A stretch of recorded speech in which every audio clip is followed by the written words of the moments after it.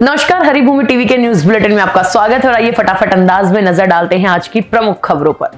प्रयागराज के घनी आबादी वाले इलाके में आज उस वक्त हड़कंप मच गया जब वायुसेना का एक ट्रेनिंग एयरक्राफ्ट हवा में डगमगाने के बाद केपी कॉलेज के पास तालाब में जा गिरा। विमान में सवार दोनों पायलटों ने सूझबूझ दिखाते हुए पैराशूट से छलांग लगा दी। हालांकि वो तालाब के दलदल में फंस गए थे, जिन्हें स्थानीय लोगों ने सुरक्षित बाहर निकाला। फिलहाल सेना और एनडीआरएफ की टीमें रेस्क्यू ऑपरेशन में जुटी हैं। मद्रास हाईकोर्ट की मदुरै बेंच ने लिव इन रिलेशनशिप में महिलाओं की सुरक्षा को लेकर बड़ी टिप्पणी की है।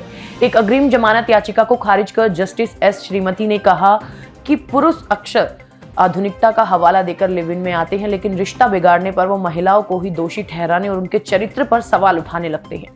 कोर्ट ने साफ किया कि ऐसे रिश्तों में महिलाओं को सुरक्षा तभी मिल सकती है जब उन्हें पत्नी का दर्जा प्राप्त हो। नए आपराधिक कानून की धारा 69 का हवाला देते हुए अदालत ने कहा कि शादी का झूठा वादा कर शारीरिक संबंध बनाना अब एक गंभीर अपराध है, जिसमें आरोपी की हिरासत अनिवार्य है। प्रयागराज माघ मेले में मौनी अमावस्या के स्नान से शुरू हुआ विवाद अब शंकराचार्य की पदवी पर कानूनी लड़ाई में बदल गया है। मेला प्रशासन की ओर से अभिमुक्तेश्वरानंद की पदवी पर सवाल उठने और नोटिस जारी करने के बाद उन्होंने 8 पन्नों का कड़ा जवाब भेजा है।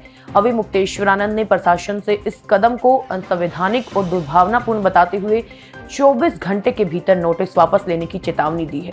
वहीं द्वारका पीठ के शंकराचार्य स्वामी सदानंद महाराज ने भी प्रशासन के रवैये की तीखी निंदा कर इसे सत्ता का अहंकार करार दिया। फिलहाल ज्योतिष पीठ की इस सर्वोच्च पदवी को लेकर धर्म और प्रशासन के बीच तनाव चरम पर है।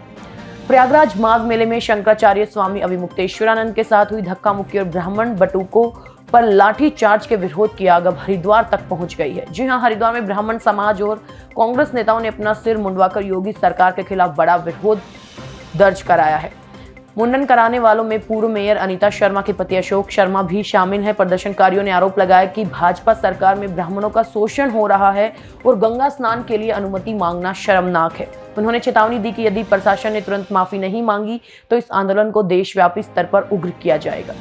दिग्गज भारतीय अमेरिकी अंतरिक्ष यात्री सुनीता विलियम्स इन दिनों भारत के दौरे पर है और नई दिल्ली के अमेरिकन सेंटर में युवाओं से संवाद करते हुए उन्होंने अपने अनुभवों को साझा किया और भारत के प्रति अपने गहरे लगाव को व्यक्त किया। सुनीता ने कहा कि उनके पिता गुजरात से थे, इसलिए यहाँ आना उन्हें घर वापसी जैसा सुकून देता है। हाल ही में नासा से रिटायर हुई विलियम्स ने मजाकिया अंदाज में कहा कि वो चांद पर तो जाना चाहती हैं, लेकिन अब अगली पीढ़ी को मौका देने और परिवार को समय देने का वक्त है। उन्होंने अंतरिक्ष में सहयोग और पारदर्शिता के अंटार्कटिका मॉडल पर जोर देते हुए पूरी मानवता की एकजुटता का संदेश दिया। अमेरिकी राष्ट्रपति डोनाल्ड ट्रंप की दावोस यात्रा के दौरान उनके एयरफोर्स 1 विमान में उड़ान भरने के 1 घंटे बाद ही तकनीकी खराबी आ गई और विमान ने अटलांटिका महासागर के ऊपर से यू टर्न लिया और सुरक्षित वापस अमेरिका लौटा। व्हाइट हाउस के अनुसार बोइंग 747 में मामूली इलेक्ट्रिकल समस्या पाई गई थी। हालांकि ट्रंप का सफर नहीं रुका और वो तत्काल दूसरे विमान से स्विट्जरलैंड के दावोस के लिए रवाना हो गए, जहां वो वर्ल्ड इकोनॉमिक फोरम में ग्रीनलैंड नीति पर अपना चर्चित भाषण देंगे, जिस पर पूरी दुनिया की नजरें टिकी हैं।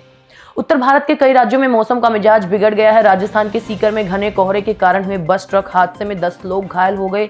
वहीं विजिबिलिटी कम होने से बिहार में रेल यातायात प्रभावित हुआ है। उत्तराखंड के उत्तरकाशी में नदियां और झरने पूरी तरह जम चुके हैं, जहां तापमान 0 से 21 डिग्री नीचे तक लुढ़क गया है। मौसम विभाग ने आगामी 23 और 24 जनवरी को मध्य प्रदेश, राजस्थान, हरियाणा और यूपी समेत कई राज्यों में तेज आंधी, बारिश और ओलावृष्टि की चेतावनी जारी की है। पहाड़ों पर भारी बर्फबारी के ऑरेंज अलर्ट ने ठंड का संकट और गहरा कर दिया है। शिंजो आबे के हत्यारे को उम्र कैद, ऊषा वेंस चौथी बार प्रेग्नेंट और ईरान अमेरिका में जुबानी जंग।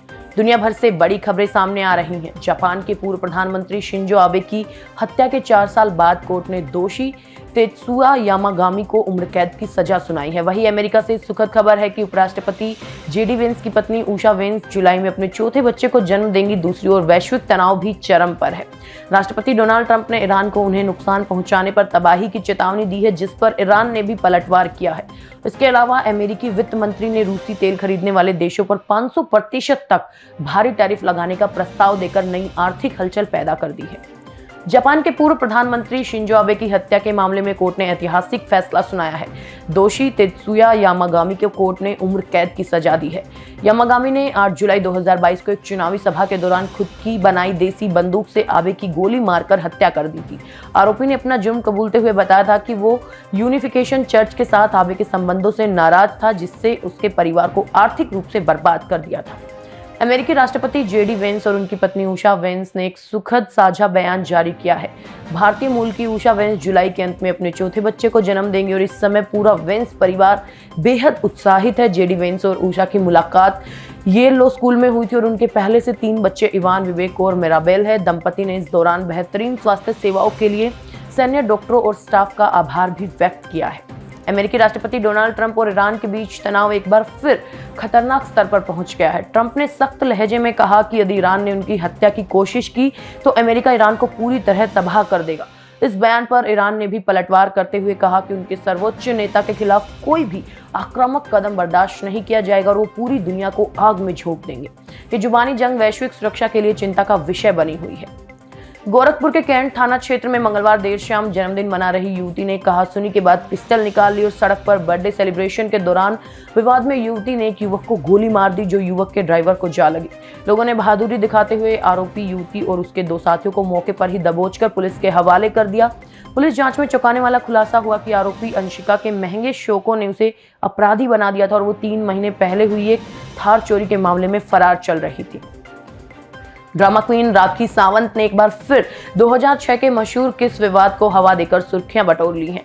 एक पॉडकास्ट के दौरान राखी ने मजाकिया और तंजिया लहजे में कहा था कि उनके साथ हुई उस कंट्रोवर्सी ने ही मिक्का सिंह के सुरों को सुधारा है। राखी के मुताबिक पहले मिक्का की आवाज में वो जादू नहीं था, लेकिन उन्हें किस करने के बाद ही मिक्का की आवाज सुरीली हुई और उन्होंने दबंग जैसे सुपरहिट गाने गाए।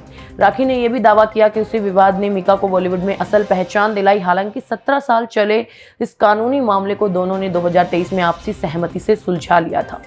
भोपाल से धोखाधड़ी और बहु विवाह का एक हैरान कर देने वाला मामला सामने आया है।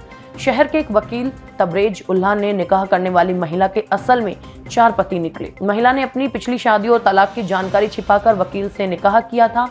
सच्चाई तब खुली जब महिला के व्यवहार से परेशान होकर वकील के भाई ने आत्महत्या कर ली और जांच में पता चला कि महिला ने शमशेर, मतलूब, सलमान और साबिर से निकाह किया था और किसी से भी कानूनी तलाक नहीं लिया था। साक्ष्यों के आधार पर कोर्ट ने महिला को दोषी करार देते हुए 2 साल की कठोर कारावास की सजा सुनाई है। अमृतसर में हिंदू देवी देवताओं की तस्वीरों के साथ अभद्र हरकतें करने का वीडियो वायरल हुआ है। वीडियो में आरोपी तस्वीरों पर जूते मारते और थूकते हुए दिखाई दे रहा है। हिंदू संगठनों के कड़े विरोध और चेतावनी के बाद अमृतसर पुलिस ने आरोपी के खिलाफ धार्मिक भावनाएं भड़काने का केस दर्ज कर उसे गिरफ्तार कर लिया है। पुलिस मामले की जांच कर रही है कि ये किसी गहरी साजिश का हिस्सा तो नहीं। गणतंत्र दिवस समारोह की सुरक्षा के मद्देनजर दिल्ली में लगाए गए हवाई क्षेत्र प्रतिबंधों का असर अब विमान सेवाओं पर दिखने लगा है। इंडिगो एयरलाइंस ने दिल्ली पंतनगर रूट की दोपहर वाली फ्लाइट को 26 जनवरी तक के लिए कैंसिल कर दिया है। पंतनगर एयरपोर्ट के निदेशक ने बताया कि दिल्ली को नो फ्लाई जोन घोषित किए जाने के कारण ये कदम उठाया गया। हालांकि दोपहर बाद संचालित होने वाली दूसरी फ्लाइट अपने निर्धारित समय पर चलती रहेगी। एयरलाइन प्रभावित यात्रियों को टिकट रिफंड या वैकल्पिक व्यवस्था प्रदान कर रही है। उत्तराखंड के पिथौरागढ़ जिले के जीबी गांव में तेंदुए मंगलवार देर शाम घर के आंगन में खेल रहे 10 वर्षीय प्रकाश बिष्ट पर अचानक हमला कर दिया। उसे मुंह में दबाकर जंगल की ओर ले जाने लगा। परिजनों और ग्रामीणों के साहस और शोर मचाने की वजह से तेंदुआ घबराकर बच्चे को झाड़ियों में छोड़कर भाग गया। हमले में बच्चे के सिर, चेहरे और हाथों पर गहरे जख्म आए हैं, जिसके बाद उसे गंभीर हालत में जिला अस्पताल में भर्ती कराया गया और वन विभाग की टीम ने इलाके में गश्त तेज कर दी है।